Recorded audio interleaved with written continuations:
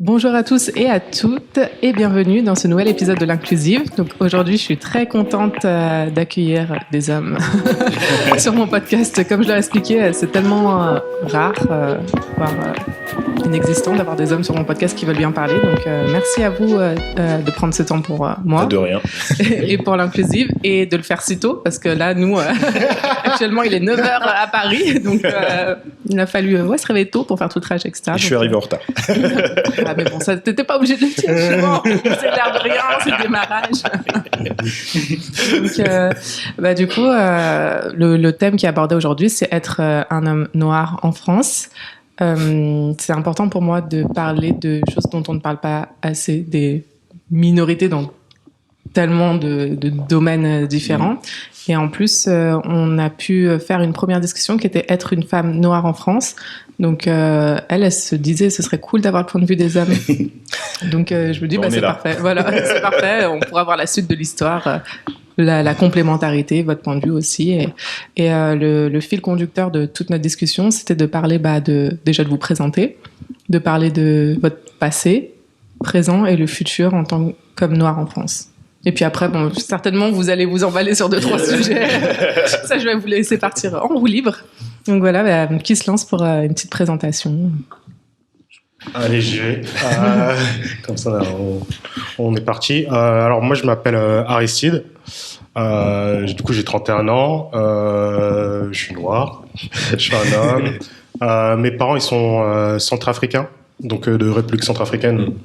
C'est indiqué dans le nom. Au niveau du métier, moi je travaille dans l'éducation. Je suis pas prof, je suis ingénieur pédagogique et du coup c'est tout, c'est déjà pas mal. La présentation, je suis Pouf Souffle, ma maison. Ah, moi aussi. C'est bien ça. On est deux Pouf Souffle et puis après on discutera plus tard de notre enfance et tout. C'est ça. Ouais. Voilà. Je vais continuer. Moi, c'est Jason. J'ai 26 ans, donc je suis rédacteur web, journaliste.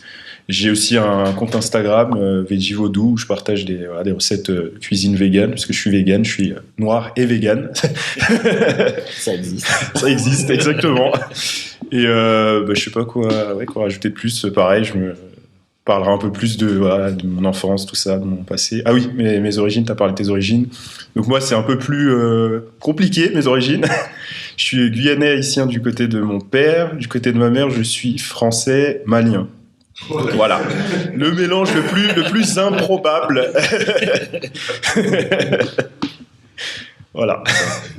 Et moi, je m'appelle David, j'ai 45 ans, donc je suis le plus âgé aujourd'hui, peut-être de tous les invités de podcast d'ailleurs. Et alors, je travaille dans une administration, et puis j'ai aussi un autre boulot à côté où je suis modèle, mannequin, et avec mon compte Instagram, j'essaie de mettre en avant donc les mecs grande taille, gros, ronds. Alors ça dépend de l'adjectif. Je pourrais développer ça plus tard, mais chacun se sent à l'aise avec le mot qui convient. Ouais. Et je suis d'origine antillaise, donc Martinique plus précisément. Et puis indien s'il faut remonter encore plus. Ah si on remonte encore plus. C'est pour ça que je me suis arrêté là. Moi je sais que j'ai des origines irlandaises aussi, j'ai des origines scandinaves. Enfin c'est un peu le bordel aussi. Ok, super, merci pour vos présentations. C'est bien parce que vous n'avez pas les mêmes âges, donc il y a peut-être aussi une différence dans les vécus. Je pense. En France, est-ce que déjà vous êtes tous nés ici? Moi, oui. Ah ouais, je suis né ici. Alors moi, je suis né à Paris, mais à l'âge de 8-9 ans, avec mes parents, on est rentrés aux Antilles. Donc on a voyagé un peu Martinique, Guadeloupe, Guyane. Et puis je suis revenu à Paris il y a 20 ans donc. T'avais quel âge du coup? J'ai pas fait les maths. J'ai 45 ans. Non, au moment où tu es revenu en France métropolitaine. J'avais 25 ans. Ok. Ouais. Ah oui, donc il doit y avoir des donc petits... j'ai un vécu parisien, un vécu antillais. Ok. Ok, ça marche. Donc du coup, comment ça s'est passé pour vous, votre enfance? On recommence. Je vais reprendre. Ça a démarré avec la naissance. Je suis né Bon début. C'est comme ça. Bah, moi, j'ai commencé comme ça. Je suis né à Nancy, en Lorraine, 54. Pour la petite anecdote, je suis né dans la même maternité que Nadine Morano. Est-ce que c'est une fierté? C'est original. C'est original. Ah, on a mal commencé dans la vie. Tati Morano. Tati Morano. Et là, même la maternité, elle s'appelle Adolphe Pinard. Mais non. Donc vraiment, j'ai eu bon démarrage, tout ça. J'ai grandi dans une petite ville à côté de Nancy qui s'appelle Saint-Max. Et c'est une ville où concrètement on était la seule famille noire quasiment de tout là où on était. Donc mon enfance c'était un peu tout le monde déteste Chris. Genre je voyais pas de noirs de mon enfance, mis à part les noirs de ma famille qui étaient là heureusement pour moi, mais j'avais pas de réalité noire quand j'étais plus jeune. J'ai grandi donc avec ma mère et ma petite sœur jusqu'à mes 12 ans en région parisienne, et j'ai eu plein de moments surprenants et que j'ai un peu mieux compris en grandissant. Ouais, c'est toujours comme ça. Ouais, voilà.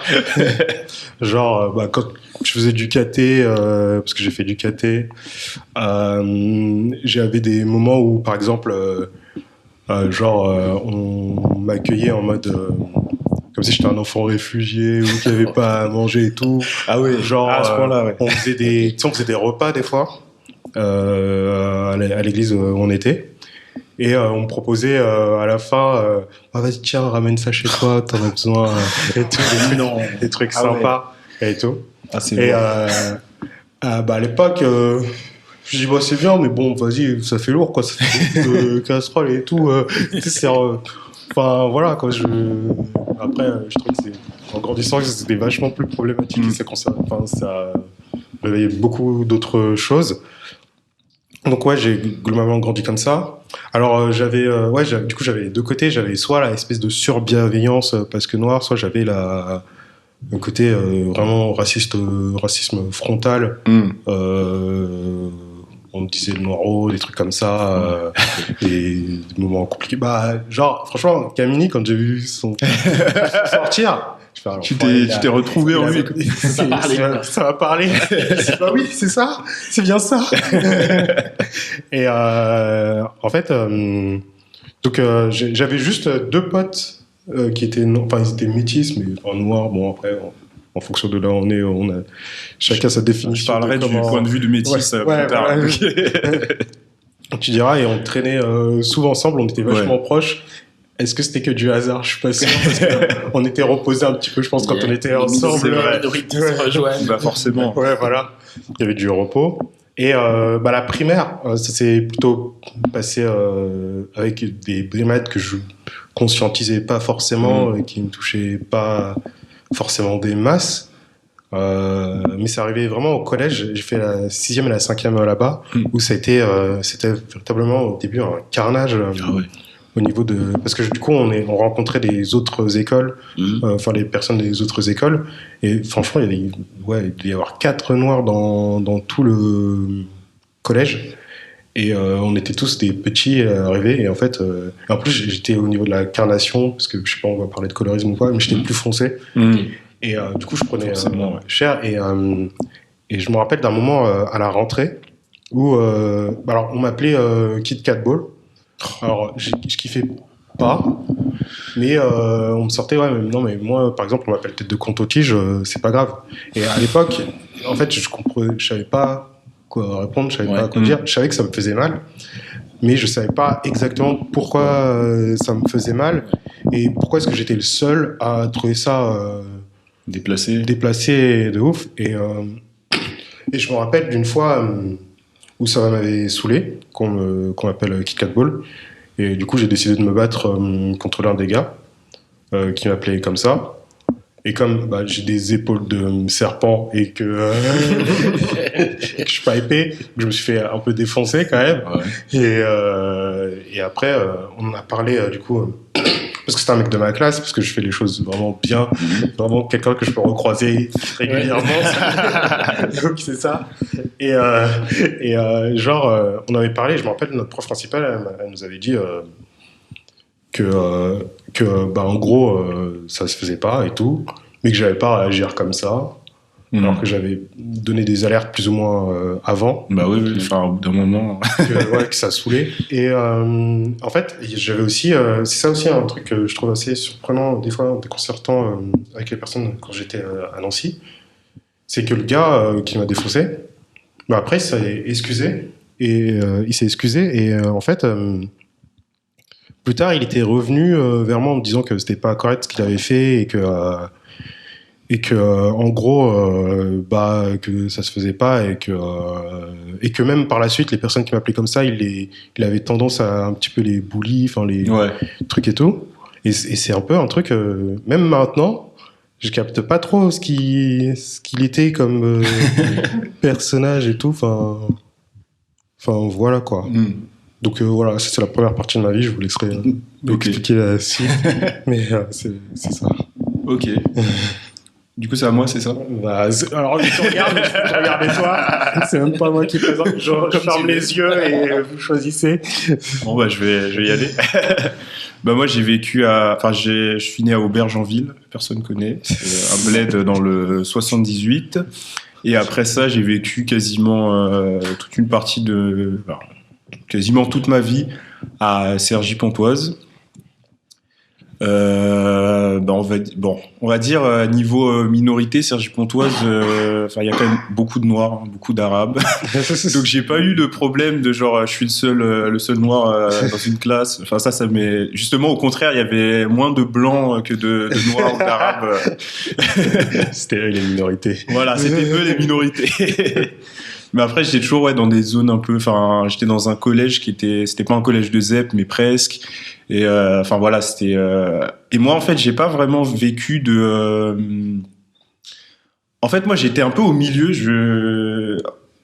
Sur toutes les problématiques un peu racistes, parce que tu parlais du colorisme, mais je pense que, comme j'ai été assez clair de peau, les personnes noires me voyaient pas comme un allié, je sais pas si c'est le terme, mais j'ai toujours eu cette ambivalence, parce que voilà, ils savaient que j'avais quand même une partie de ma famille qui était blanche, et je me souviens, ça c'était une discussion que j'avais avec surtout avec les personnes antillaises. Des fois je les voyais, ils parlaient créole entre eux. Moi, mon père n'a jamais voulu m'apprendre le créole, il m'a toujours dit c'est pas une langue, le créole, t'apprends pas ça, c'est la langue des esclaves. Mon père, il avait vraiment ce discours-là un peu de rejet du créole. Il dit oui, je veux pas que tu parles avec un accent, donc n'apprends pas le créole. Le créole, je le parle juste avec mes oncles. Toi, t'as pas à le parler. T'es français. Mes parents, ils m'ont toujours dit parce que même moi, quand je demandais un peu mes origines et tout ça, parce que par exemple, je vous disais que ma mère était franco-malienne, mais ça, je l'ai su à 24-25 ans. Oui, ok. Je l'ai su parce qu'on a fait des tests ADN, parce que ma mère savait même pas. Voilà, elle a une histoire un peu compliquée. Elle a jamais connu son père, et donc voilà, ma mère était une enfant métisse dans les années 70. C'est pas la même époque. Donc voilà, pendant une grande partie de son enfance, elle savait même pas qu'elle était métisse. Pour elle était blanche parce que sa mère était blanche, son beau-père était blanc, donc elle n'avait pas de raison de croire qu'elle était noire ou métisse ou quoi que ce soit. C'était même pas un truc qu'elle intellectualisait, quoi. Et donc moi, je me souviens que les personnes noires ou arabes me demandaient souvent t'es d'où, t'es de quelle origine et tout ça. Ça, c'était vraiment les questions qui revenaient tout le temps. Et moi, je savais jamais répondre. Même du côté de mes origines, de mon père, je me souviens, j'ai su à peu près que j'étais haïtien, guyanais, du côté de mon père. Je devais être, je sais pas, en CP, CE1, mais avant ça, je me posais pas vraiment la question, en fait. Et mais je me souviens, des fois, j'avais des mots qui m'apparaissaient, genre, je me souviens d'une fille, une amie de ma sœur, qui m'a dit un jour, t'es métisse, toi. Et je savais même pas ce que je voulais dire, ce mot, en fait. C'était, je sais pas, j'avais 7-8 ans, je comprenais même pas. Et du coup, j'ai intériorisé ça dans la tête. Je me suis dit, je suis métisse. Et je l'ai répété à ma mère, je suis métisse et tout ça. Mais j'avais jamais de réponse vraiment sur qui j'étais. C'était un peu bizarre. Parce que j'entendais tout le monde dire, moi, je suis tunisien, je suis ceci, je suis capverdien, j'entendais des mots comme ça. Pour moi, ça voulait rien dire, en fait. J'étais vraiment confus en fait. Et j'ai toujours eu un problème par rapport à mon identité, parce que même au collège, quand je savais à peu près que j'étais guyana-haïtien du côté de mon père, et que je disais je sais pas du côté de ma mère, tout le monde me regardait genre ouais, comment ça se fait que tu sais pas, tu sais forcément, et puis moi j'étais là et puis je voulais pas non plus rentrer dans le détail, et puis je disais mais en fait ça vous regarde pas de toute façon. Et j'avais beaucoup de réflexions que je me mangeais dans la gueule, genre ouais, t'es un bounty, toi tu renies tes origines. Ça, je me le suis mangé plein de fois dans la gueule au collège. C'était horrible. Genre les noirs quand je disais vraiment ils me considéraient pas comme un allié, ouais, c'était vraiment ça. J'ai l'impression d'appartenir à personne, parce que même les blancs finalement ils m'accueillaient pas non plus à bras ouverts. Ils savaient que j'étais différent. Et il y a toujours eu des attentes des deux côtés, genre les blancs qui une espèce de curiosité un peu genre ouais, je suis exotique quoi, et c'est ça. Et puis t'as les noirs qui sont là genre ouais, t'es pas un vrai frère toi, t'es dilué, donc ouais, je me suis toujours senti dans un entre-deux bizarre moi. Voilà. Et du coup, donc moi je suis né à Paris. Ensuite, mes parents ont déménagé, on s'est installé en banlieue parisienne, dans le 93, à Villemomble. Et à l'époque, on n'était que 2 noirs dans la classe. Ah.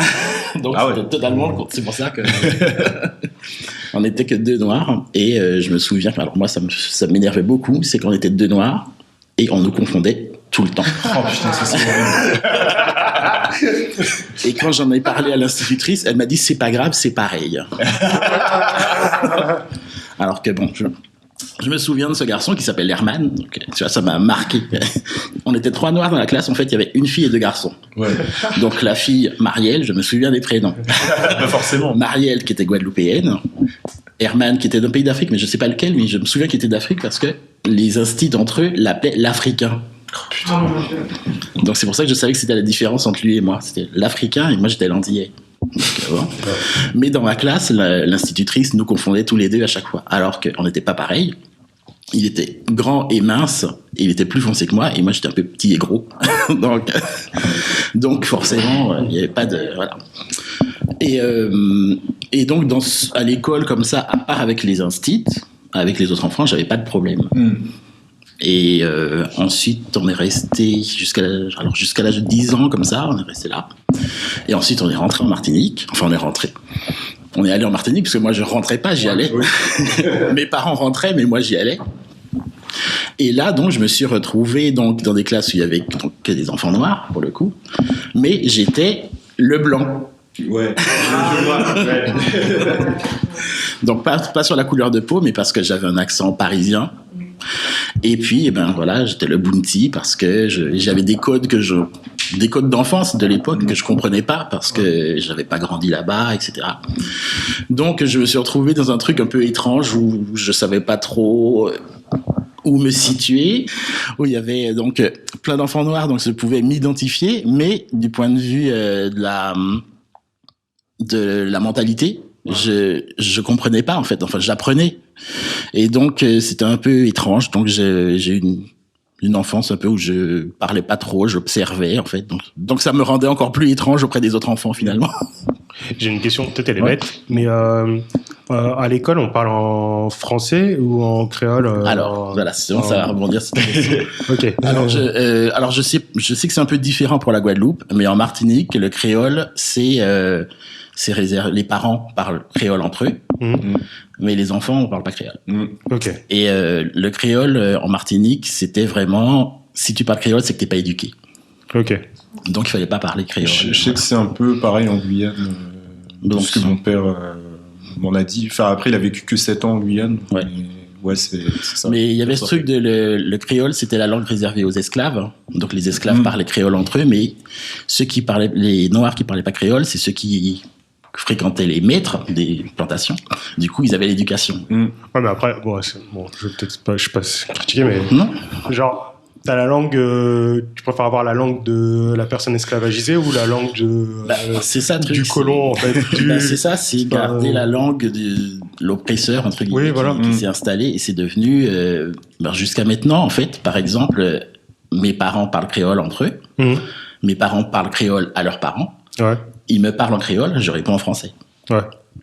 C'est pareil dans ma famille, avec mes oncles, mes tantes qui parlent créole, je comprends le créole, je comprends quand ils me parlent et tout ça, mais on m'a jamais appris à répondre en créole parce qu'on attendait toujours de moi que je parle en français. Ouais, c'est ça. Et même mon père, mes oncles, mes tantes et tout ça, ils parlaient souvent créole pour que nous, les enfants, on puisse pas comprendre. Ouais, il y avait ça aussi. C'est ouf. Moi, je sais que nous aussi, on a un peu la même chose. En République centrafricaine, il y a une langue nationale qui est le Sango. Alors, moi, je trouve que c'est assez bien d'avoir une langue africaine dans une nation qui est parlée par l'intégralité du pays. Mais la génération de mes cousins et cousines qui sont nés la majeure partie en France, en fait, on nous a pas appris le Sango. Parce qu'on nous disait d'abord d'apprendre le français, parce que pour l'école, on avait besoin. Et ça, c'est un truc que notre génération, on essaye du coup de faire des cours, d'essayer d'apprendre par nous-mêmes cette langue, parce que c'est un peu un manque, quelque chose qui... je veux dire, les Catalans, ils apprennent catalan à leurs gosses, il y a des trucs... il y a d'autres nations qui apprennent d'autres langues à leurs enfants, et nous, c'est un petit peu... un manque qu'on a, et en fait quand on parle Sango maintenant, on parle Sango avec un accent français, et en fait on appelle ça Sangotier mon père. Ça veut dire le Sango mon père, c'est les pères, c'était les prêtres, c'est ça. Parce que c'est les prêtres français qui allaient en Centrafrique qui parlaient Sango avec un accent français, quoi. D'accord. Après, justement, ce que tu dis par rapport à les Catalans, ils apprennent le catalan. Ça, c'est des trucs, par exemple, que j'ai déjà dit à mon père, parce que plus tard, quand j'étais adolescent, je lui dis pourquoi tu nous as jamais appris le créole? Et puis, je me souviens avec une de mes cousines, par exemple, on avait confronté nos parents mutuels et tout ça, genre. Tata, pourquoi vous nous avez jamais appris le créole et tout? C'est quand même notre héritage culturel et tout ça, parce que je me souviens, on en avait parlé juste avant avec ma cousine dans la voiture, on se disait c'est quand même dingue qu'ils nous aient jamais appris le créole et tout, et puis du coup on les a confrontés un jour et ils étaient là tous les deux, ils avaient aussi leur réponse construite tous les deux, ils nous ont répondu vous voulez parler avec un accent, franchement c'est un bien qu'on vous a fait, franchement ils n'arrivaient pas à comprendre en fait ce besoin qu'on avait d'avoir un bagage culturel, de savoir d'où on vient. Et c'est dingue que ce soit ma tante ou mon père, les deux étaient d'accord sur le fait qu'il fallait pas nous apprendre le créole, quoi. C'est ouf. Après, aux Antilles, il y a pas le truc de ne pas apprendre. Alors, chez mes grands-parents, oui. Je sais que chez mes grands-parents, c'était vraiment, on n'apprend pas le créole aux enfants. Ensuite, mes parents, par exemple, parlaient créole entre eux. Ils n'interdisaient pas d'apprendre le créole. Ils parlaient créole devant nous. Nous, finalement, on apprenait à l'oreille. On arrivait à comprendre et tout. Mais machinalement, on leur répondait en français, en fait. Je pense que on considérait que c'était pas très bien vu de répondre en créole à nos parents. Alors maintenant, ça m'arrive de répondre en créole à mes parents, mais parce que je suis adulte. Donc, c'est une question qu'il faudrait que je pose d'ailleurs à ma sœur qui, elle, a des enfants, de voir si ses enfants lui parlent en créole ou en français. Mais je pense qu'ils lui parlent en français. Alors, mes sœurs, par exemple, donc j'ai 3 sœurs, entre nous, on parle créole. Mais quand on parle à nos parents, on parle en français. Même si eux nous parlent en créole, nous, on répond en français. Donc c'est un peu particulier. Mais pour la génération donc de mes grands-parents, je sais que c'était vraiment interdit. Ma grand-mère me racontait que elle, quand elle était petite, c'était interdit de parler français, de parler créole. Donc parce que ça montrait ton niveau d'études, ça montrait ton niveau social éventuellement. Alors bon, je connais plein de personnes de l'âge de mon grand-père. Donc, mon grand-père est décédé, mais il avait 99 ans. Enfin bon, et il y a plein de gens de sa génération qui parlent français, mais avec énormément de fautes, etc., mais qui se forcent à parler français. C'est avec mon grand-père, à chaque fois.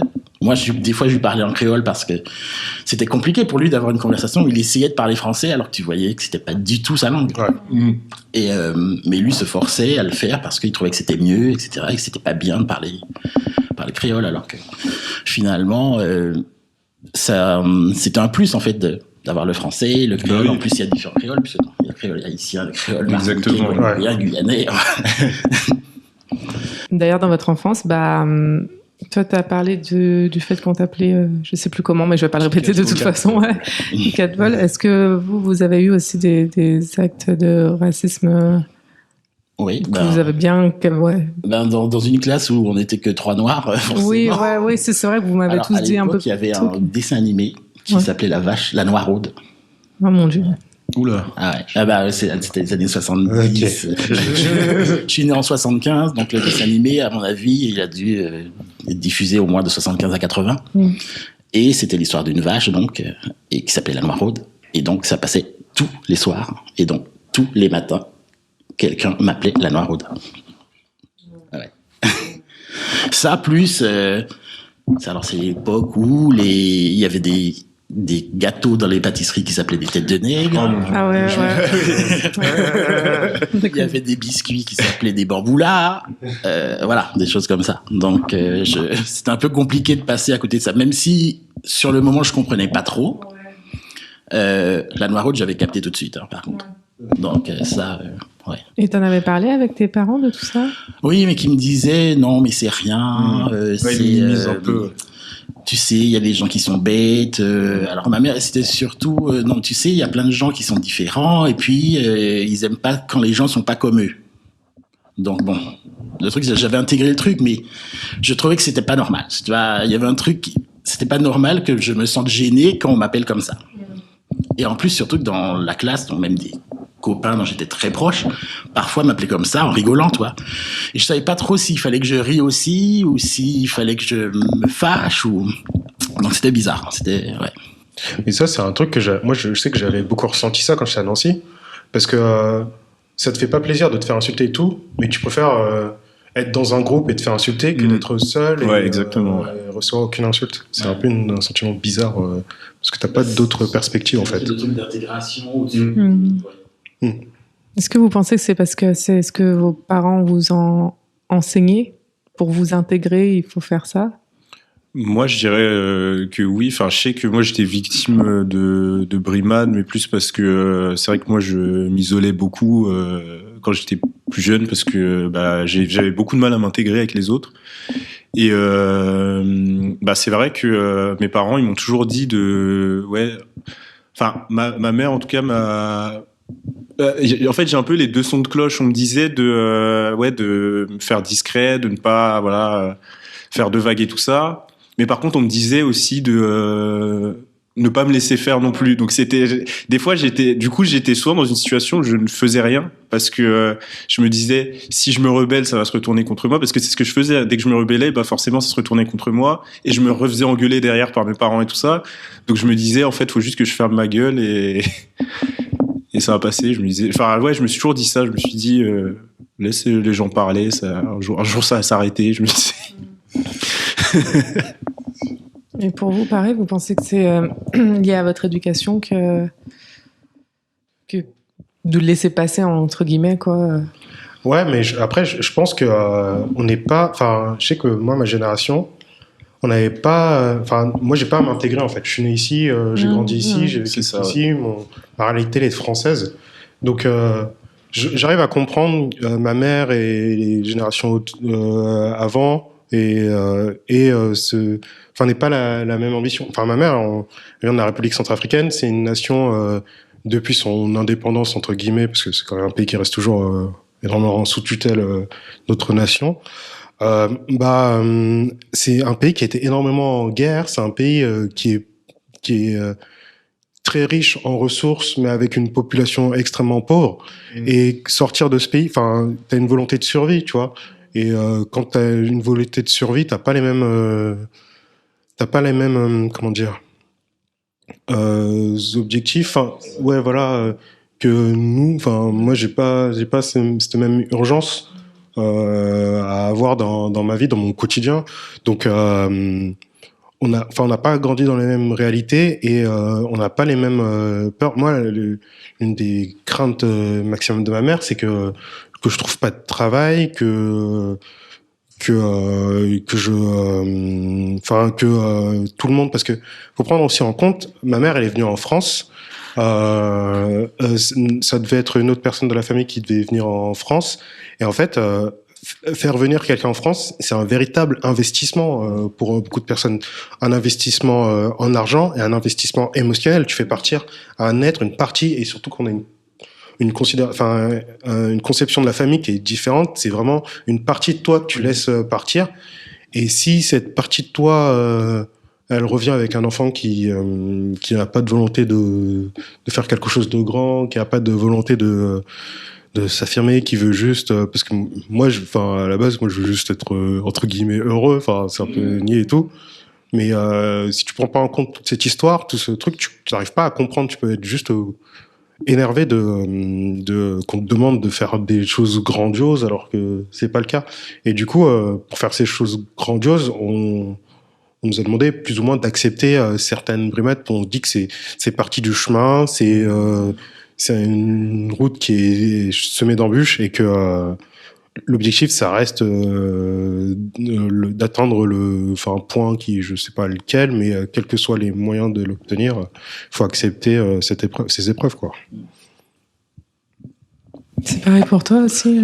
Alors moi, c'est un peu différent puisque mes parents, donc en tant qu'antillais, étaient en France. Alors, mais ils sont nés en Martinique, mais ils sont arrivés en France, donc ils sont français. Sauf qu'on leur rappelait qu'ils étaient français, mais une catégorie en dessous. Voilà. Ouais. Donc Qu'est-ce qui se passe? C'est le radiateur. Donc eux aussi sont trouvés dans une situation où eux aussi ils ont fait une échelle finalement. Ils se sentaient en dessous des Français, mais au-dessus des immigrés. Voilà, donc ils ont fait et donc ils avaient un peu de mal aussi à trouver leur place, je pense. Mais ils nous ont appris, c'est même pas appris, ils nous ont donné ce truc de on est là, mais on n'est pas vraiment chez nous. Donc on est bien, il faut être bien, il faut pas trop se faire remarquer parce que on sait jamais. On est chez quelqu'un, comme disait ma mère, on est chez la personne, hein, tu vois. Ouais, mais c'est hyper intéressant. Enfin, je vous ai posé cette question pas trop innocemment parce que même si j'ai rien à voir avec vous, je suis une femme et asiatique. Mes parents, moi, de base, ils sont nés au Vietnam. Et finalement, c'est exactement la même chose que j'ai eu comme héritage. Je pense que toutes les personnes non blanches, pures et dures, j'ai envie de dire, on a le même héritage où on a dû un peu baisser la tête et accepter. Sauf que nous, on est nés en France. Ouais, voilà. Voilà. Nous, c'est chez nous ici, en fait. Donc maintenant, faut supprimer un peu, même si je comprends tout à fait que, comme tu disais, ça n'avait pas les mêmes objectifs que nous. Ouais. Voilà. Mais du coup, nous, on n'a pas les mêmes objectifs que tu vois. Mais, ok. Et comment ça se passe alors aujourd'hui pour vous? Dans notre société actuelle. Comme tu disais, on est né en France, on le sait, sauf que les personnes blanches en face nous rappellent que c'est ça. On n'est pas. Parce que là, je pense qu'on a tous eu la question, mais tu viens d'où? Oui. Je déteste cette question. Quand tu es arrivé, je t'ai demandé, tu viens d'où? Tu m'as répondu Sergi. Bah oui. Non, mais tu viens d'où pour de vrai? Mais oui, c'est ça. Mais d'où pour de vrai? Alors, ça, c'est toujours la question un peu étrange, ou bien, je sais pas, au boulot, les vacances. Ah, qu'est-ce que tu fais pour les vacances? Est-ce que tu rentres chez toi? Ah ouais, je vais rentrer à Sergi. Je rentre chez moi. Il y a des grèves ou pas. Voilà. Le RER, il est cool. Ah, il y a le RER chez vous. Waouh. Atteint d'exotisme comme ça. Sans parler du fait que, forcément, si je vais quelque part, c'est obligatoirement en Martinique. C'est ça, je peux pas aller dans un autre pays, en fait. Donc, ça, c'est toujours un peu bizarre, quoi. Mais ça me rappelle quand j'étais en master, il y avait un gars, à mon avis, il n'a pas dû voir beaucoup de noirs dans sa vie, parce que déjà, on n'était pas beaucoup de noirs dans la promo, on était 3 sur 15. Et je me souviens, il avait vu mes tatouages et tout ça, et puis il m'avait dit t'as fait ça chez toi? Et j'étais là, et j'ai répondu ouais, à Saint-Ouen-l'Aumône, à côté de chez moi, il y a un salon de tatouage. Et pareil, il avait demandé à l'autre noir qui était plus noir que moi du coup de la promo, il lui avait demandé où est-ce qu'il était né, et puis il lui a dit je suis né en Savoie, et il a bugué en fait. Ça. Pour eux, c'est pas. Moi, quand on me pose la question, mais d'où tu es originaire, moi je réponds aussi, mais quand la personne est blanche, j'ai dit et toi? Et la personne en face, en France. Alors que finalement, on peut être blanc et être italien. Et oui. Même je connais des blancs qui sont nés en Afrique aussi. C'est ça. Donc c'est une question un peu. Oui, parce qu'en plus, il y a un truc. Moi, comme je suis métisse, je suis clair de peau. Les gens, ils partent du principe que je suis antillais. C'est ça, un truc vraiment genre, et ça m'énerve à chaque fois, genre. Ça t'énerve d'être antillais? Non, c'est pas ça. Ce qui m'énerve, c'est que voilà, on décide que voilà, d'office, j'ai ces origines-là. Je me souviens une fois, je suis arrivé en soirée, un gars que je ne connaissais, mais vraiment ni d'Ève ni d'Adam. Il vient me voir, enfin, il y a ma pote, justement, qui me voit arriver, qui me dit, ouais, je te sers quoi? Et puis j'ai répondu, sers-moi un truc avec du rhum. Et le gars que je ne connais pas est arrivé et a dit, tout de suite, l'antillais, il prend du rhum. Et je fais, pardon? Mon Dieu. Et je me suis vraiment embrouillé avec lui devant tout le monde, parce que cette fois-là, j'ai été, voilà, c'était la fois de trop et j'ai réagi et je me suis pas laissé faire parce que, voilà, enfin, à un moment cliché comme ça, tu te prends la figure d'une personne que tu ne connais même pas en fait. Mais tu sais, moi aussi c'est un truc que à chaque nouveau taf ou à chaque lieu où je rencontre des personnes, le T12, je dis de Nancy du coup, je suis originaire de là-bas, j'ai grandi une petite partie de mon enfance et tout, et je sais qu'à chaque fois c'est pas tu sens dans leurs yeux que c'est pas une réponse satisfaisante. Après moi je suis fier de mes origines, il y a aucun souci et tout, mais vas-y. Qu'est-ce que tu veux de cette information? Pourquoi tu la veux maintenant? C'est ça. Appelle mon prénom. On peut apprendre à se connaître vite fait. Oui, c'est ça. Ouais. Avant de voilà quoi. Moi, la question en soi de t'es de quelle origine ne me dérange pas, mais quand on vient me voir, qu'on me demande je suis d'où, genre ça m'est déjà arrivé plein de fois d'être en soirée, de ne pas connaître une personne, et la personne va me dire, je me souviens par exemple d'une fois où j'étais en boîte. Et donc il y avait une fille qui m'a abordé et puis je rappelle c'est quoi une boîte pour les gens qui là quand même ça fait un an c'est un endroit dans lequel on va pour danser. C'est la science-fiction là. Moi j'étais avec un pote et donc il y avait cette fille qui était avec son pote aussi et à un moment il nous demande il me demande parce que mon pote est iranien donc il nous demande nos origines tout ça donc là après c'était dans la conversation donc ça m'a pas dérangé d'en parler et donc j'ai expliqué voilà que mon père était né en Guyane et puis il y a la fille à la base en plus il y avait ça se fait chaud voilà dis-le voilà. c'est ça on comprenait mais en gros c'est ça dis les termes. Mais donc la fille en tant que je suis guyanais elle me dit mais tu devrais y retourner. Et j'ai halluciné je fais mais en fait comment ça? Et puis elle me dit non mais je comprends pas pourquoi tu viens en France. La France c'est nul, il y a le soleil chez vous. Et je lui explique mais en fait je suis né en France. Ça délire. J'ai cru halluciner sur le coup. Mais alors moi ça peut penser à un autre truc. Genre je rentrais alors j'ai fait beaucoup de l'athlétisme dans un bled qui était un peu paumé par rapport à paumé. Parce que c'était déjà paumé là où j'étais, mais enfin, j'étais un peu plus loin quand j'étais aux années lycée. Ouais. Et une fois, je rentrais à pied parce que je suis un mec qui aime bien marcher. Ouais. Et je me suis fait. Il y a une personne qui parce qu'il pleuvait, qui a proposé une femme blanche d'une quarantaine d'années qui m'a proposé de ramener de me reposer à la gare. C'était bizarre comme plan. Après, je fais ouais, ok. Après, donc l'une des premières questions, c'est d'origine quoi? Je fais bon, putain, c'est chiant. Répondre, mais donc, c'est chiant. Je réponds, je fais d'origine centrafricaine. Après, elle me fait, mais de quel pays exactement? Ça c'est ouais. Comment ça, quel pays? La Centrafrique, c'est un pays. L'Afrique du Sud, tu demandes c'est quel pays l'Afrique du Sud? Commence pas à saouler. Mais j'ai une amie qui est centrafricaine. Elle me disait la même chose. Genre à chaque fois qu'elle dit je suis centrafricaine. Genre je me souviens la première fois qu'elle m'a dit je suis centrafricaine, elle m'expliquait, tu sais c'est le pays centrafricain. Je fais ouais je connais, t'inquiète. Non mais je préfère préciser parce que les gens à chaque fois ils me demandent de quel pays. C'est relou comme truc. Et après quand on a continué la discussion, elle me fait la discussion, après elle fait ah mais ok d'accord machin. Et moi mon ex-mari il était sénégalais. What? C'est quoi? Je fais bon ok. Et bon, c'est cool. C'est pas. Ouais, j'ai flippé. Je me tenais à mon sac. Je me prépare à sortir en rouge, partir en courant, genoux montés, tout ça. Mais Est-ce qu'elle t'a dit après? Et j'aime bien les noirs. Ouais. Elle l'a pas dit, mais c'était quasiment. Elle l'a un peu insinué, ouais.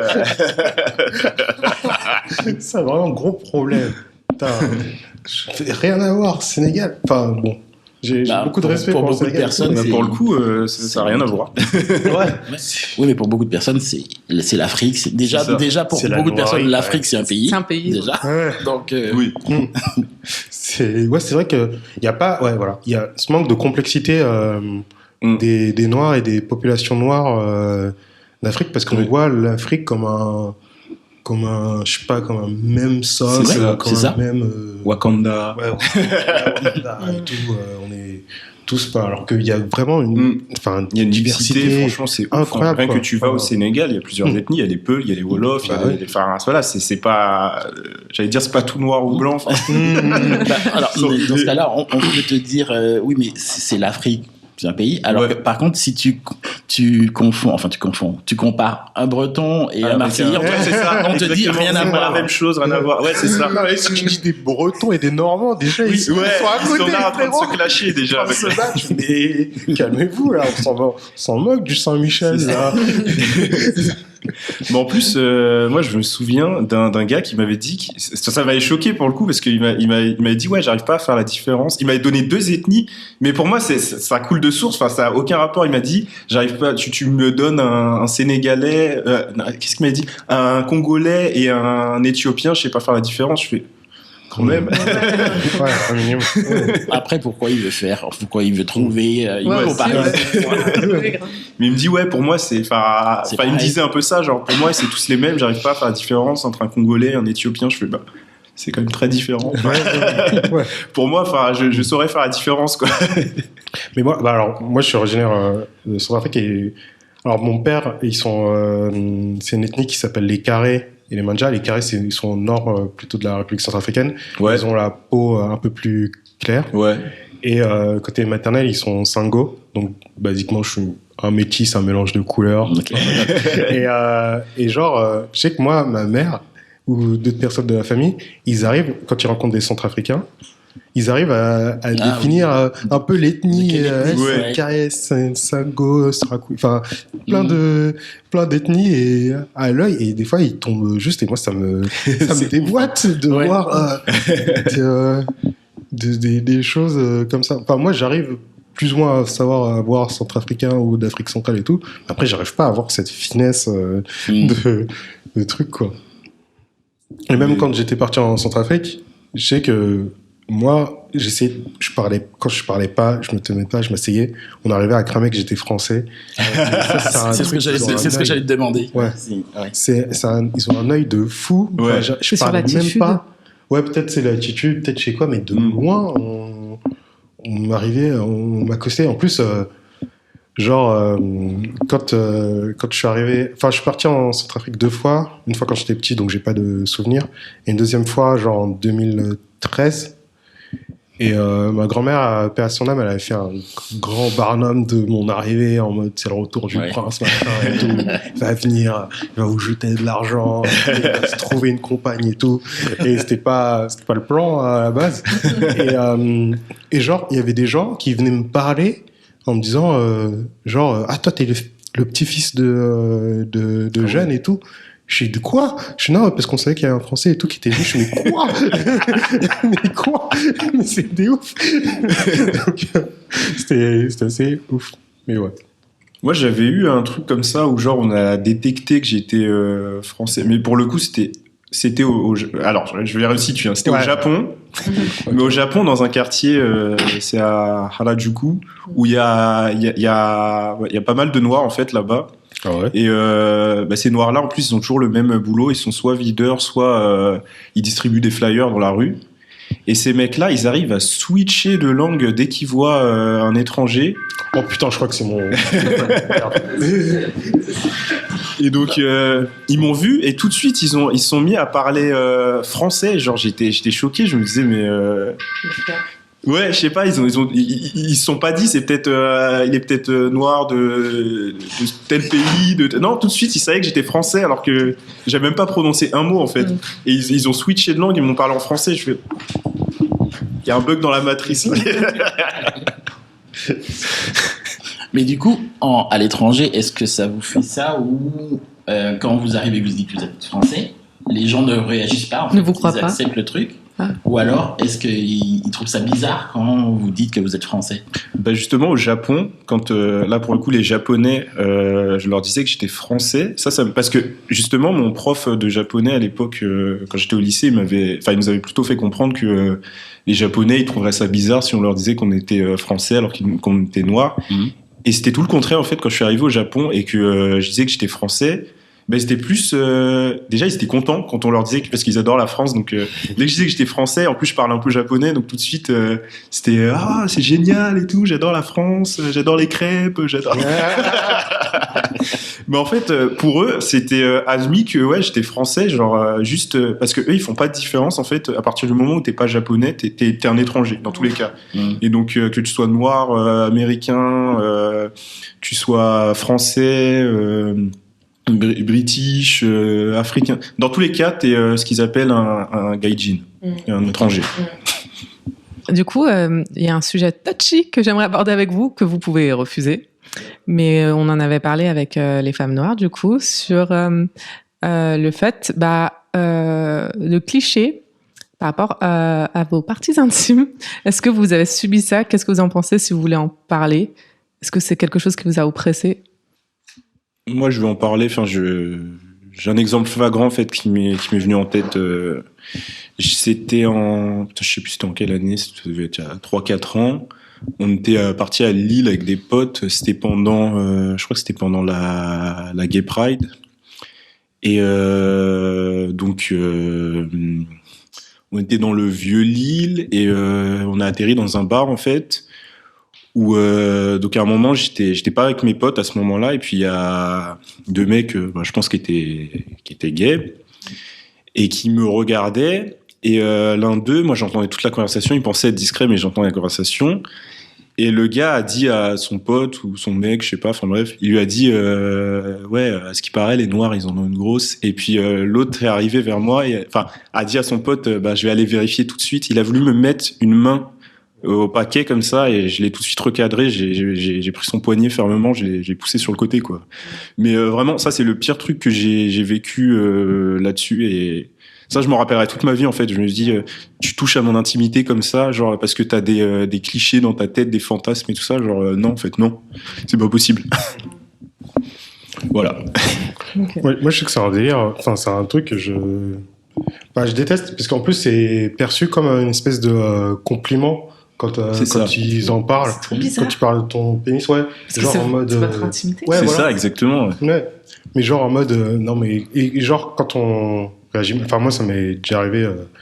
Du coup, surtout, enfin déjà ils en parlent comme si c'était genre une partie extérieure de. Oui, c'est ça. Toi, genre ils parlent de ton pénis. Genre en mode en discussion, en fait je suis là, oui, c'est mon corps, c'est machin et tout. Et après quand tu dis que ça te fait pas forcément plaisir. Et ben ils font non mais vas-y putain, on te fait un compliment et c'est moi ça, voilà. Vite, regarde, moi c'est pas grave, ça me dérange pas. Je fais frérot, parle de ta vie si tu veux. Moi c'est pas mon souci. Fais ce que tu veux avec ta vie, ton corps machin, mais t'occupe pas de moi en fait. C'est voilà. Ça, je veux dire. C'est une sorte de, enfin, c'est de la fétichisation des corps racisés, du coup, parce que bon, il y a les femmes, mais aussi les hommes noirs, avec une certaine image qui, en plus, ça dépersonnalise complètement. C'est réduit à une espèce d'animal sexuel qui remonte à l'esclavage, donc le reproducteur, parce qu'il y a sur les plantations, il y avait ça aussi. Il y avait des hommes qui étaient juste là pour féconder certaines femmes, pour avoir plus de matériel humain, donc. Et ça nous remet à ce truc-là, en fait. Exactement. Et alors après, dans le milieu LGBT, c'est pareil, hein, c'est le même truc, comme l'exemple que tu as donné, c'est ça, quoi. C'est le même schéma de j'adore les noirs, parce que ils ont une grosse barre de Mars, une poutre de Bamako, voilà, tout ce que tu veux là. Mais la première fois qu'on est confronté à ça, moi en tout cas, je restais sans voix à chaque fois parce que je suis toujours très surpris de comment quelqu'un peut dire ça au calme, Ouais. et en plus en te disant que c'est un compliment et qu'il Ouais, comprend, voilà, pas, ouais, c'est il ça. comprend pas pourquoi tu le prends mal. Mm. Alors que, bon, si tu déshumanises quelqu'un, c'est pas un compliment, c'est pas... Ouais. Moi, en plus, je sais pas pour vous, mais moi, ce cliché de les Noirs ont une grosse bite, je l'ai vraiment intellectualisé très tard. Genre, pour moi, ça, je me posais même pas la question, en fait, parce qu'il y avait pas mal de Noirs dans mon entourage et tout ça. Et ouais, je devais avoir, je crois, 14-15 ans quand quelqu'un m'a dit ça, m'a dit, ouais, vous, les Noirs, vous en avez une grosse. Et genre, enfin, pour moi, je me posais même pas la question. Je me disais juste, ouais, j'ai un truc entre les jambes, mais je me dis pas, elle est plus grosse ou plus petite qu'un noir ou qu'un blanc ou qu'un asiatique ou que, enfin. Et parce que ça, c'est aussi le cliché pour les asiatiques, ils en C'est ont le sens forcément inverse. petites. Ouais. Et les femmes sont dociles. Ça, c'est le truc que j'ai toujours entendu. Genre, les femmes asiatiques sont dociles. Contrairement aux femmes noires qui sont sauvages. Exactement. Ouais. Les femmes noires, c'est les panthères, Les panthères, les exactement, lionnes, tigresses. Ça, c'est... Horrible. Mais surtout, moi, enfin, c'est aussi, il y a aussi l'appétit sexuel aussi qui est beaucoup, enfin, dont on parle souvent. Et genre, en gros, qu'on adore faire ça, et du coup, avec n'importe qui, et qu'on serait prêt à faire Ouais. n'importe quoi pour n'importe qui. Et moi, je sais que ça m'est déjà arrivé aussi en soirée, genre, une pote qui me dit, tu sais, on avait discuté de toi avec Machine, mais elle m'avait dit, ouais, mais en fait, elle veut pas trop avec toi parce que, en gros, elle a peur que ça fasse mal et tout. Et je me dis, en fait, il n'y a pas eu, enfin, on n'a même pas discuté ensemble, je sais même pas qui c'est, et tu veux me parler de ça, ouais. C'est ouf quand même, comme les gens. Mais en plus, ils se rendent même pas compte. C'est ça le pire en C'est fait, ça. c'est qui me choque le plus. C'est pour eux, il y a pas de mal dans ce qu'ils disent. Ouais, C'est- voilà, c'est ça, c'est un compliment en fait. Mais il y a aussi des compatriotes, confrères noirs qui aussi cultivent le truc, C'est vrai. et Ouais, que, ouais. si bien que ça fait pas avancer Ah, totalement. Ouais. la cause. Puisque, alors, dans le milieu gay, ça arrive, qui est des hommes noirs qui se mettent en avant en disant qu'ils sont des machines sexuelles, etc. Alors, comment tu peux, dans un sens, essayer de lutter contre ça, alors qu'en face, t'as d'autres gars qui, eux, revendiquent ce truc-là. ça, ouais. Alors après, peut-être qu'ils ont tellement intériorisé le truc qu'ils Ouais, ouais. Il y a peut-être de ça aussi, ouais.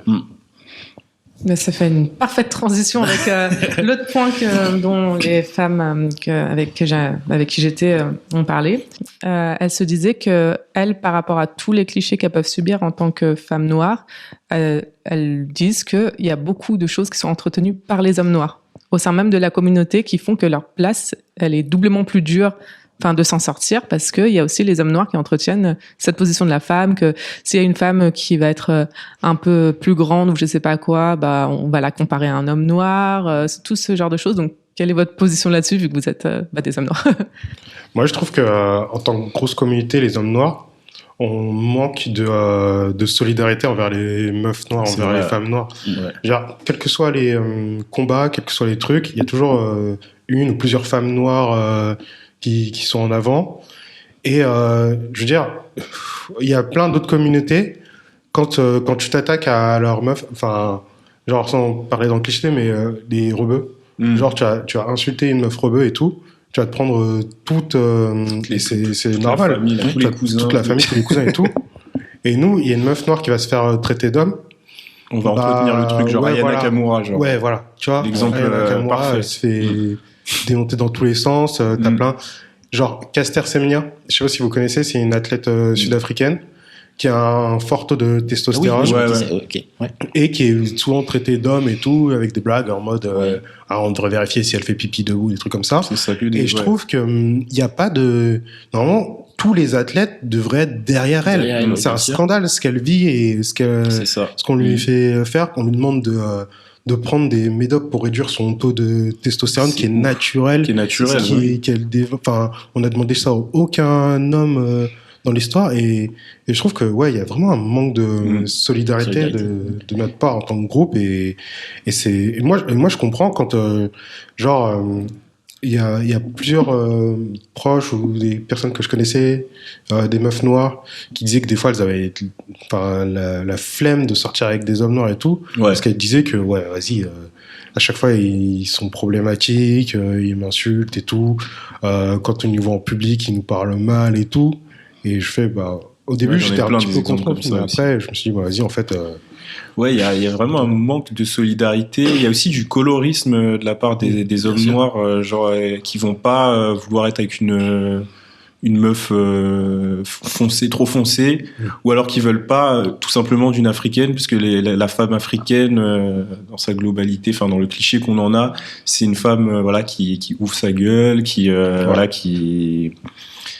c'est une femme qui porte la culotte et ils aiment pas ça. Enfin, je sais qu'il y a vraiment ce côté. Enfin, je connais plein de mecs noirs qui vont me dire, ouais, moi je me mets pas avec mes sœurs noires puisque je sais comment elles sont.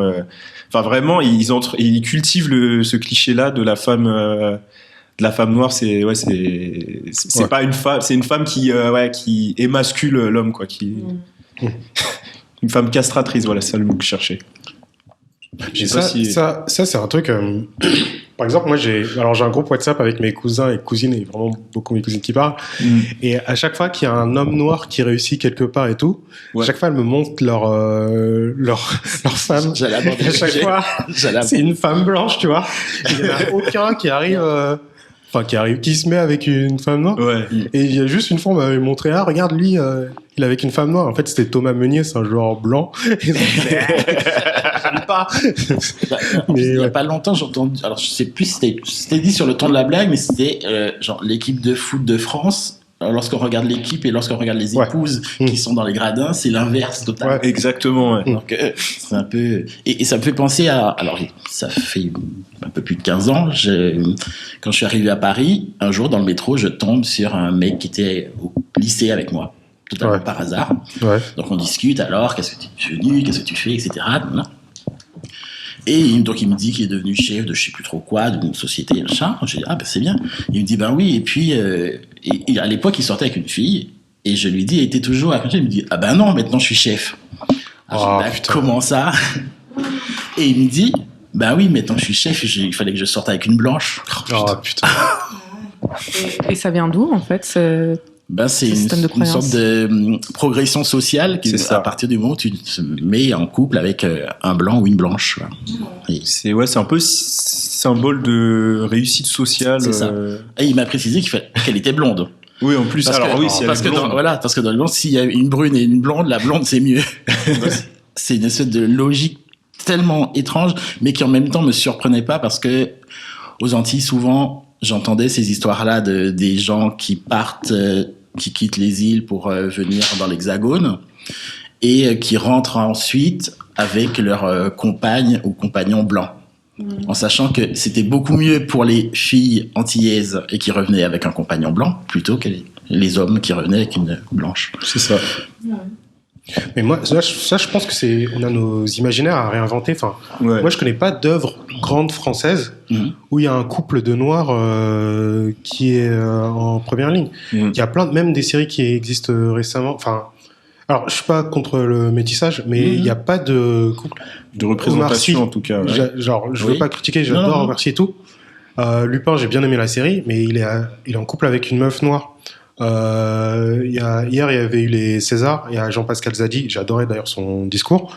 Il a gagné un César, mais dans le film, il est en couple avec une femme blanche. J'ai dit femme noire pour lui. Oui, t'as dit noir. Désolé. Il est en couple avec une femme blanche. D'accord. Enfin, à chaque fois qu'il y a un homme noir qui réussit quelque part dans un film et tout, il est toujours avec une femme blanche, donc il y a des imaginaires à recréer, à réinventer, à repenser pour que inconsciemment, parce que je pense que il y a beaucoup d'inconscients qui se créent et c'est pas forcément de leur faute. Peut-être qu'ils ont pas fait les efforts, on peut leur en vouloir pour ça, mais c'est des constructions qui doivent se faire très jeunes et que on doit rentrer ça dans nos têtes, quoi. Après, c'est des images. Alors, si on reste dans le milieu cinéma, télé, etc., c'est des trucs de producteurs, oui, mais il y a déjà un acteur noir, on va pas en mettre deux. Ouais, voilà. Donc, ça va faire un peu trop.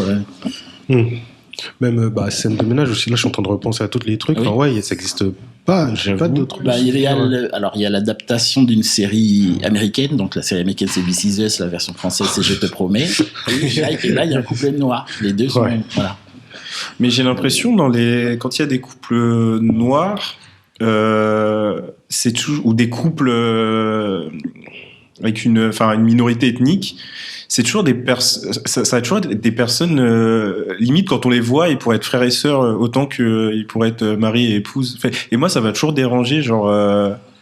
Je sais que c'est un peu comme ça dans les Simpsons, par exemple. Enfin, les couples, ils ont les mêmes traits, les mêmes. Ouais. C'est un peu gênant des fois. Ouais. Et moi, c'est vraiment le truc qui me dérange le plus. C'est un peu genre cette idée que, enfin, j'ai l'impression que l'idée qu'ils véhiculent en montrant des couples comme ça, c'est que on reste dans une sorte de consanguinité. Et j'ai l'impression qu'avec en montrant des couples métis, ils veulent un peu, ils se disent, on va casser ça un peu, genre. Enfin, je sais pas, c'est une piste peut-être là-dessus, mais. Ouais. Ouais, genre on est en dehors d'une sorte de pureté c'est vrai que et aussi le côté genre sauveur si on met un blanc dans c'est ça, c'est un sauveur, le white savior, ça c'est le truc qui permet de t'en sortir de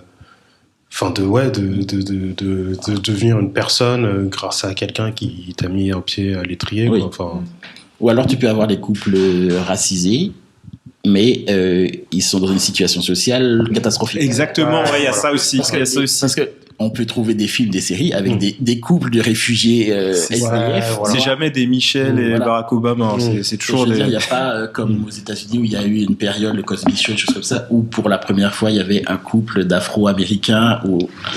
C'est vrai qu'il y a quand même eu. Elle était médecin, je crois, et lui. Lui était gynécologue. Il était gynécologue, voilà. Maintenant, avec le recul, on se dit. Eh oui. Mais pour la première fois, il y avait un couple afro-américain aisé. Ouais, voilà. Et le Prince de Bel-Air aussi, c'était un peu comme ça. Voilà. C'était des familles un peu plus riches, un peu plus aisées. Mais vous êtes construit par rapport aux films et séries américaines où il y avait des noirs ou ça vous touchait pas plus que ça? Si, j'avoue que on a eu beaucoup eu je pense que ma mère elle a cultivé un peu ça, genre ce côté un peu genre on est une famille afro-américaine, un peu, je sais pas, elle aimait bien. Elle aimait bien nous faire croire un peu qu'on était des noirs british. C'était son délire. J'avais des petits déj anglais, c'était ça qu'elle disait tous les dimanches. Voilà. Enfin, tu sais, on cultivait un peu ce côté genre on vit dans une série, quoi. Genre. Mais on s'est un peu inventé une identité qui n'existe pas en fait à travers les séries, je pense. Ouais, mais c'est justement parce qu'il n'y avait pas d'identification. Exactement. La seule que tu avais, c'était celle-là. C'était ça. Je veux dire, comme moi, quand j'étais plus petit, donc les années 70-80, donc il y avait quasiment aucun noir à la télé. Ouais. Et donc, à partir il y avait une série qui s'appelait Médecin de nuit. C'est une vieille série. Et il y avait un comédien noir qui jouait un médecin, et je me souviens, mais toute la communauté afro-antillaise regardait cette série parce qu'il y avait ce mec-là. C'est vrai, ouais. Et c'était le seul quasiment. Et pendant longtemps, c'est resté comme ça. Et donc après, quand il y a eu Cosby Show, Prince de Bel-Air, etc., là, il y avait une identification plus grande. Moïcha. En plus, aux Antilles, nous, on recevait les programmes des États-Unis, ceux de France, etc., ceux des îles à côté. Donc on avait des programmes en espagnol, en anglais, etc. Donc on regardait des séries où il y avait des noirs, même si on comprenait rien, puisque parfois les telenovelas brésiliennes en portugais auquel on comprend rien. Mais comme il y avait des noirs, on regardait.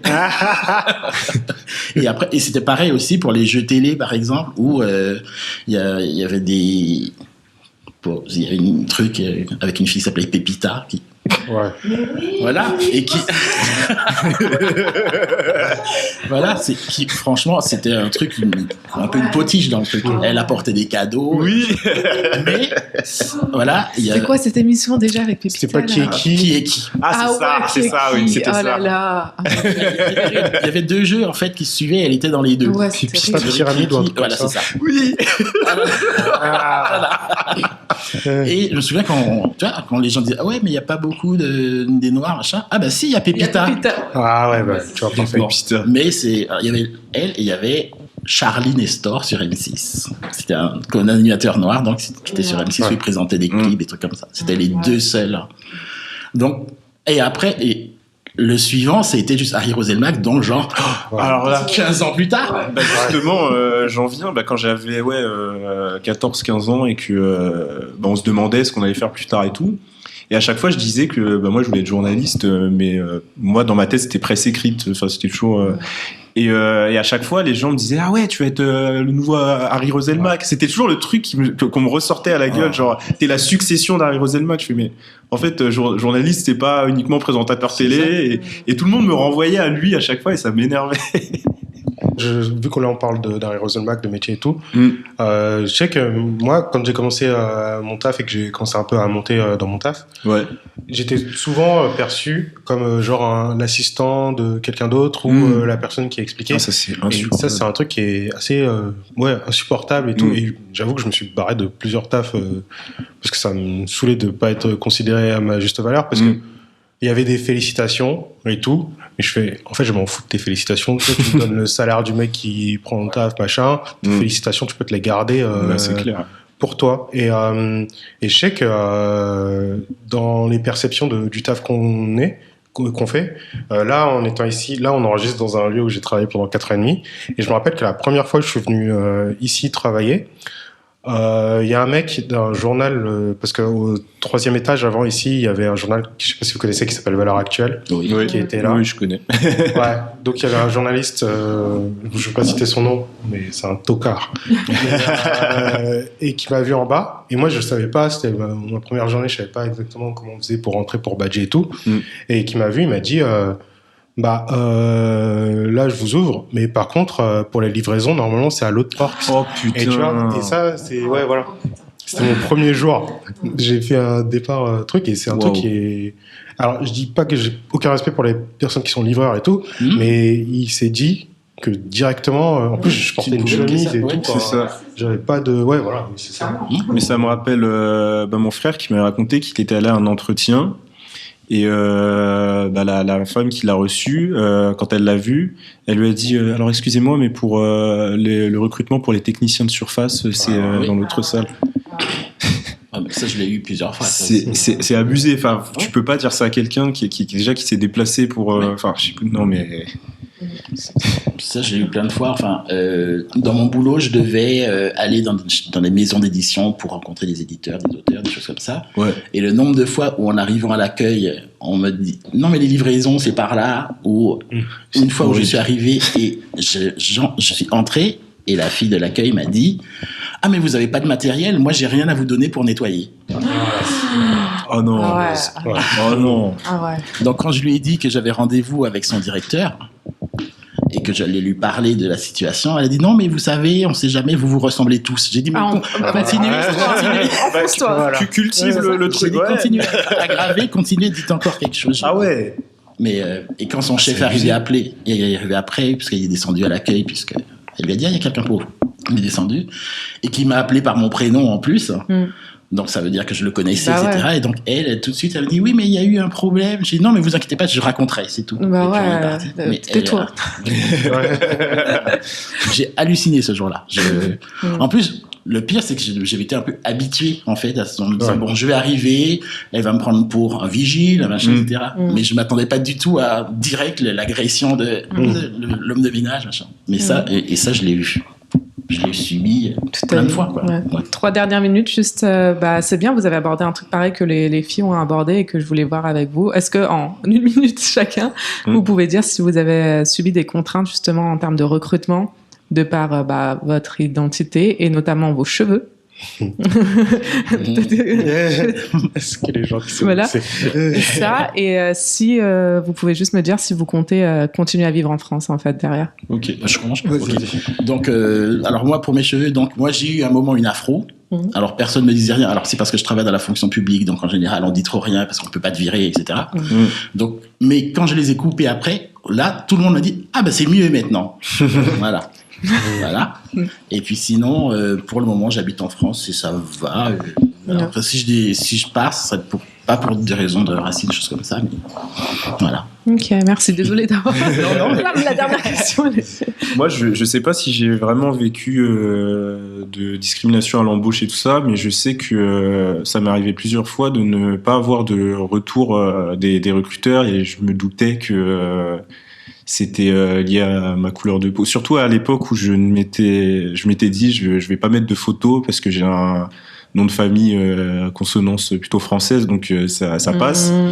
Et tu vois un peu la déception sur le visage de la personne quand elle te reçoit. Mais après, en général, maintenant, je mets ma photo, je me dis si la personne est raciste, d'emblée comme ça, voilà, ça lui facilitera la tâche. Grave. Et sinon, j'ai pas vraiment vécu ça. Mais par contre, ça m'est déjà arrivé d'arriver en entretien. Ça m'est arrivé au moins 2-3 fois. Ça paraît pas beaucoup, mais enfin, c'est quand même énorme, je trouve. Où on m'a demandé, genre j'arrive, on me demande mes origines pendant un entretien d'embauche. Ah ouais, non, mais... C'est tellement chelou. Ouais. ça m'est arrivé, c'était pour je vais pas citer la boîte de prod, mais c'était une boîte de prod, et puis j'arrive, et tout de suite il me dit oui, vous venez d'où? J'étais là un peu gêné, et puis il me dit ah non, mais faut pas être gêné, c'est parce que on travaille beaucoup avec les dom-toms. Ouais, mais non. Forcément, tu serais catalogué vers... C'était ça. Et du coup, c'était plus des trucs comme ça. Et puis sinon, est-ce que je vais continuer à vivre en France? J'ai ma vie a toujours été en France. Et pour l'instant, je compte pas bouger. Mais après, si j'ai une opportunité quelque part, peut-être. Mais en attendant, si des personnes pensent que je vais quitter la France parce que je dérange ou quoi que ce soit, non. Je compte rester, c'est chez moi. Ouais. Nickel, merci. Voilà. Et du coup, moi, je porte des locks. J'en ai habituellement, je les vanille aussi. Ouais, et du coup, moi, c'est même au crochet, carrément. Ouais. Et du coup, je sais que pour le taf, avant, on m'en parle toujours, on me fait toujours des réflexions. Je sais que j'ai pas été pris par rapport à ma couleur de peau, des choses comme ça.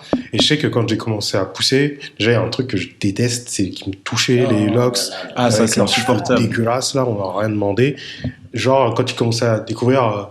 Je peux le toucher. Ils ont déjà la main. Ils ont déjà la main dans je déteste ça. Franchement, déjà, il y en a qui demandent pas. Ouais. Quand j'avais avec l'afro, ça m'est déjà arrivé dans le métro que les gens touchent mes cheveux. Dans le métro? Sans me demander. Ah, mais moi, ça m'est arrivé dans un bar une fois, genre, mais pourtant, j'avais pas des cheveux, un afro, genre, c'était comme ça, même plus court, je pense. Mais ça m'arrive que ce soit court, long, avec des tresses, peu importe ce que j'ai sur la tête. Les gens, ils veulent toucher. Et je me souviens, j'étais dans un bar, une personne que je ne connaissais vraiment pas est venue comme ça me toucher les cheveux. J'ai dit non, par contre, mec, t'es qui? Et le gars, après, s'est énervé, genre en mode je l'agressais et tout. Je fais non, mais retourne pas le truc, en fait. Là, t'es en train de m'agresser. Mais oui, c'est mon corps. C'est normal. Ouais. Je te jure. Et j'ai une pote pareil, elle était, elle avait, en plus elle est métisse, donc elle a un afro mais un peu frisé. Et elle était en Bretagne à la caisse, elle allait payer ses articles en caisse. Et la caissière, comme ça, a arrêté de scanner les articles pour lui toucher les cheveux. Une caissière. Ah ouais. C'est un truc, c'est abusé quoi. Et du coup, c'est vrai que alors là, je touche du bois dans mon nouveau taf, j'ai pas ce type de réflexion, mais je sais que là où j'étais avant, à chaque fois c'était un sujet genre, il y a une fois le responsable de là où j'étais avant qui disait mais vous savez que c'était prouvé, les personnes qui ont des dreadlocks ont plus de chances d'avoir des poux. En plus, le gars, il était chauve. Pourquoi tu donnes ton avis? Voilà. Parle de choses que tu connais, genre mettre de la crème solaire sur ton crâne, des trucs comme ça. Ça, tu peux parler. T'as pas de locks, donc tu connais pas le bail, t'en parles pas. Et ça me fait penser à un taf, je vais essayer d'être rapide, un taf où j'étais avant, où je devais faire, en gros, je créer des contenus pédagogiques numériques. Ouais. Et il y avait une grosse boîte qui avait été chopée pour discrimination et qui voulait plutôt que faire des formations pour les personnes qui travaillent chez elle. Et en gros, il m'avait été demandé de créer des personnages sous Illustrator pour marquer les différents types de personnes qui existent. Et du coup, moi, j'avais créé, et ils m'ont donné un modèle de base, et j'avais créé plusieurs personnes, et j'avais créé 2 personnes noires qui étaient identifiées comme noires, même si c'était des silhouettes, on voyait que avec les cheveux, c'était des personnes noires. Et le retour du client a été que on voulait pas de personnes, on voulait plus de personnes normales. Donc, normal, alors qu'ils se sont fait choper pour discrimination. Ouais, c'est vraiment pour ça qu'ils ont fait ça. Okay. Et surtout, on m'a sorti, parce que du coup, j'ai fait l'ingénieur, j'ai fait, mais c'est-à-dire, qu'est-ce que ça veut dire, normal? Et du coup, on a fait, là, on a vu parce qu'on a vu que t'avais mis 2 personnes black. Je fais, alors déjà, on a un black, déjà, noir. Et du coup, alors c'est des choses qui arrivent souvent avec des clients et tout, mais d'habitude j'ai une personne qui est DA qui revient et qui me sort, tu sais, qui fait le tampon, qui dit non mais vas-y ça accepte ça, on n'accepte pas et tout. Et là, la personne elle a pas été à l'encontre du client et c'était un peu une grosse déception. Du coup, je suis un peu parti parce que je fais ça. Et puis c'est tellement décevant quand ce genre de trucs arrivent, genre on donne raison à la personne au bif. C'est ça. Et du coup, est-ce que tu dois continuer ta vie en France ou pas? Ah oui, punaise. Oui. Oui, je suis français, ma réalité est française. Et je sais que quand je vais en République centrafricaine, je suis un peu un étranger, entre guillemets, donc je veux faire les choses avec ce pays et tout. Mais j'ai pas envie d'apparaître là-bas et de me présenter comme une espèce de sauveur d'un peuple ensauvagé, quoi. Enfin, c'est pas du tout. Donc c'est là où je suis, c'est là où j'ai grandi, c'est là où je pense et tout. Et puis voilà, quoi. Je préfère me battre pour là où je suis et pour l'améliorer plutôt que d'aller ailleurs, parce que je connais pas d'Éden pour les Noirs, en fait. Ouais, c'est ça. Il n'y a pas de lieu où on a une vie qui est cool et on ne se fait pas démonter pour ce qu'on est, quoi. Ouais. Ok, merci beaucoup à vous pour votre témoignage. J'espère qu'on pourra refaire un autre truc un peu plus long, peut-être des lives ou quoi que ce soit, parce que je pense qu'il y a tellement de choses à dire. Il y a plein de sujets qu'on n'a pas abordés. Ouais, il y a tellement de choses à dire. Je sais pas si, alors, pendant que je vais ranger en même temps, je vais vous laisser passer un dernier message si vous voulez. Mais mon dernier message est le même, en tout cas, moi, que dans l'autre discussion, c'est soyez gentils. Non, mais c'est vrai, apprenez la vie, les gens, renseignez-vous par vous-même, arrêtez de vous frustrer, enlevez votre ego et continuez à nous écouter. Et merci. Moi, je vais commencer à ranger, mais je vous laisse dire votre dernier message si vous en avez un passé. À tout ça, on peut rajouter qu'il faut être curieux aussi et ne pas avoir peur, surtout. Parce que le plus souvent, c'est la peur qui fait que. Non. Je pense que c'est ça. Ouais. Et je pense que, pour les personnes, les personnes blanches, peu importe comment, bref. Ce que je veux dire, c'est que quand on vous recadre, juste arrêtez de vous braquer. Genre, c'est pas, c'est juste que on a tellement marre en fait de toujours entendre les mêmes trucs, les mêmes tropes, les mêmes clichés, juste quand on vous recadre, il faut que vous sachiez où vous arrêtez en fait. C'est juste ça. Moi, je suis très genre humour noir. Tu peux rigoler avec moi et tout. Mais à partir du moment où tu te fais recadrer par quelqu'un, tu t'écrases et t'essayes pas de vouloir avoir raison, en fait. C'est juste ça. Et renseignez-vous aussi sur l'histoire. C'est très important. Bon, malheureusement, on n'a pas assez en cours d'heures sur l'esclavage. On parle globalement que de l'abolition. On parle pas de toute la traite que ça a été et aussi de la manière dont ça s'est terminé, quoi. On en parle vraiment que par rapport à des personnes blanches qui ont suivi un mouvement qui était déjà avant. On parle pas assez des nègres marrons, on parle pas assez de toutes ces personnes qui ont permis de mettre fin à cette abomination, pardon. Renseignez-vous et comme tu dis, soyez pas braqués, quoi. Ouais, c'est ça. Voilà, c'est ce que j'ai à dire.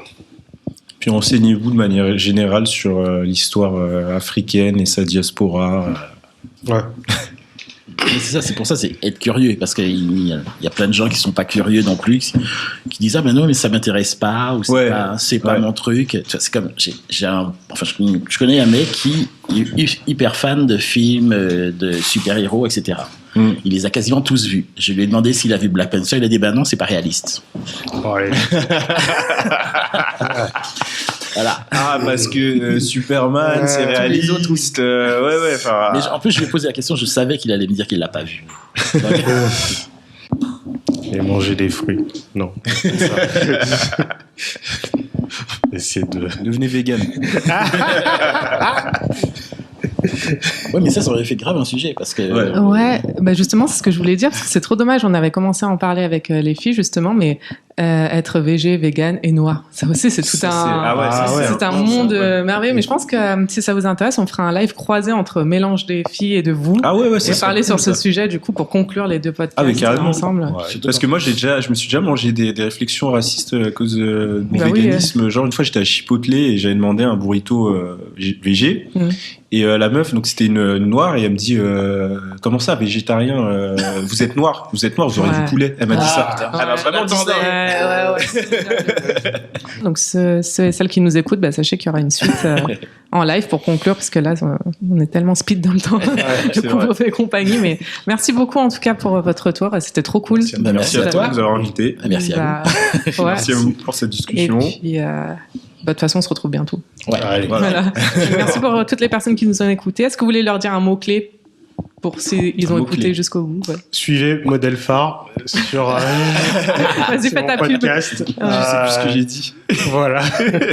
Et Perf Historique, qui est un podcast, mon deuxième podcast qui parle de sport, de culture et de politique. Et dans ce podcast, notamment, j'essaye de mettre en avant des personnes racisées qui ont été importantes dans le sport et qu'on a un peu trop silenciées et enlevées de toute la substance politique et insoumise qu'ils avaient dans leur temps, quoi.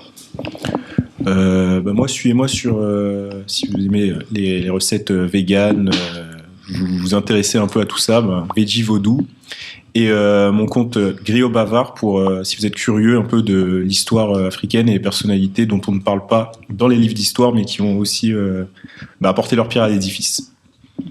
Voilà. Et du coup, moi, mon compte, donc David Venkatapen, Venkatapen. Ouais. Et donc, je mets en avant donc les physiques masculins qui sont mis de côté, donc les hommes gros parce que je suis gros, donc, et aussi les mecs efféminés, les mecs qui n'entrent pas dans les codes masculins qu'on nous impose depuis des années, et puis montrer qu'il y a d'autres beautés masculines. Et voilà. Exactement. De toute façon, je mettrai tout dans les descriptions. Parfait. Merci beaucoup, et puis à bientôt. À bientôt. Ciao.